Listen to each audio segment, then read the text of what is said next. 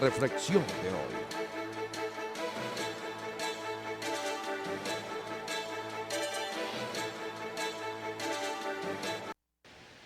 Mis queridos amigos, hoy quiero hablar de esto que comienza a tomar cuerpo y que hay que hablar sobre él, que es el supuesto diálogo, a la cual el gobierno a través de interpuestas personas comienza a buscar y que algunos comienzan a ver como válido un diálogo gobierno-oposición. Primero, lo que quiero decir es que en mi opinión todavía no están dadas las condiciones para un diálogo.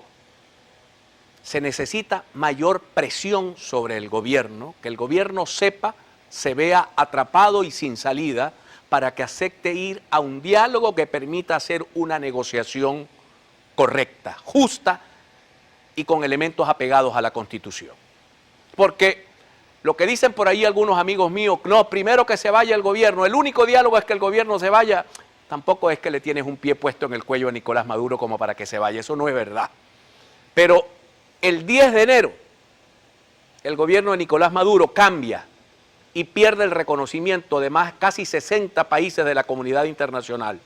Pasa a ser un gobierno ilegal para muchísima gente en el exterior y para buena parte de los venezolanos. Eso le va a crear muchos más problemas a los que tiene ahora. Este domingo, con el favor de Dios, gana Bolsonaro en Brasil. Vamos a tener un gobierno fuerte en Brasil, vamos a tener un gobierno fuerte en Colombia, y eso pudiera ayudar a obligar a una negociación justa. Ahora, ¿quiénes pueden ser los negociantes del lado de la oposición? Lo conversé mucho esta mañana, tratando de hacer análisis politológico sobre quién representa al mundo democrático, a la ciudadanía democrática venezolana, como para sentarse frente al gobierno en un diálogo. Obviamente no somos los partidos políticos. Uno ve las encuestas, los partidos políticos nacionales, el 3%, el 2%, el que mejor llega es al 4%. Evidentemente los partidos deben reconocer que no son en este momento los mejores interlocutores entre los deseos de la sociedad democrática y además en medio de una situación tan compleja como pudiera ser un diálogo con el gobierno que se pudiera estar dando en diciembre o en enero, en la medida en que la situación se acreciente y se le agrave al gobierno venezolano. En otra medida, si no hay suficiente presión, cualquier diálogo sería un diálogo de sordos, una burla, sería pretender ganar tiempo con la gente.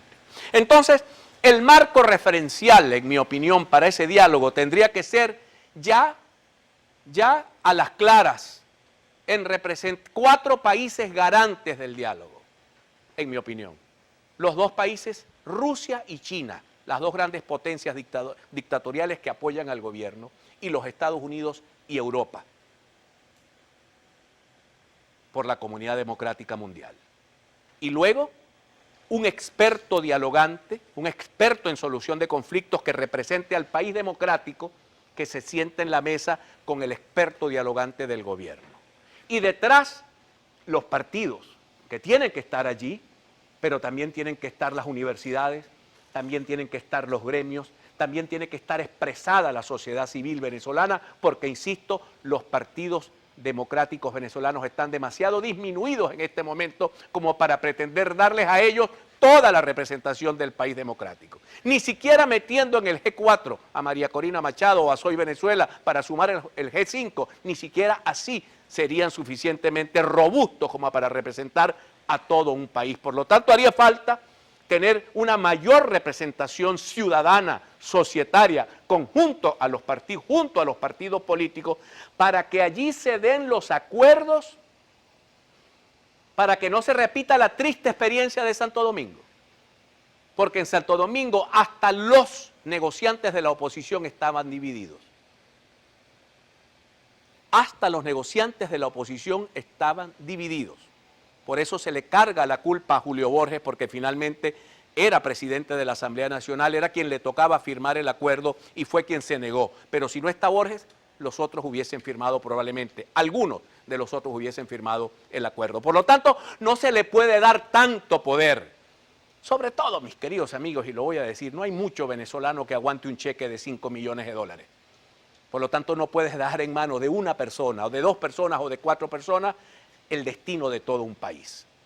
El destino de todo un país. Habrá que hacer una gran mesa de representación nacional, donde allí se discuta cómo, bajo qué condiciones, y cuáles son las condiciones, y cuáles son los parámetros para un diálogo, si es que llegamos a un diálogo antes de enero del 2019.